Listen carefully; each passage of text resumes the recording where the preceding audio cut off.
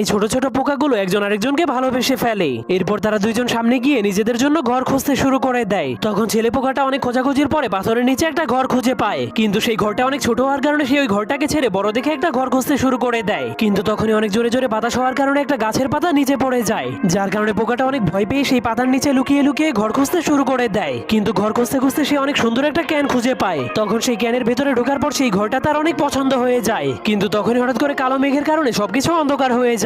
এজন্য পোকাটা বাইরে বের হলেই সেখানে অনেক জোরে জোরে বৃষ্টি হতে শুরু করে দেয়, যার কারণে সেই ক্যানের ভিতরে অনেকগুলো পানি ভরে যাওয়ার কারণে পোকাটা তার সুন্দর ঘরটাকে ফেলে নতুন একটা ঘর খুঁজতে শুরু করে দেয়। এরপর সে অনেক পুরনো একটা পাইপের মধ্যে ঢুকে যায়। সেখানে ঢোকার পর সেই ঘরটা তার অনেক পছন্দ হয়, কিন্তু তখনই সে দেখতে পায় সেখানে আগে থেকে একজন বসবাস করে। এজন্য সে অনেক শরম পেয়ে সেখান থেকে চলে যেতে শুরু করে। কিন্তু হঠাৎ করে সেই পাইপের ভেতর থেকে পানি বের হওয়ার কারণে তারা দুইজনই বাইরে বের হয়ে আসে। তখন ধীরের আলোতে তারা একজন আরেকজনকে চিনে ফেলে। সেই মহিলা পোকাটাই ছিল তার প্রেমিকা।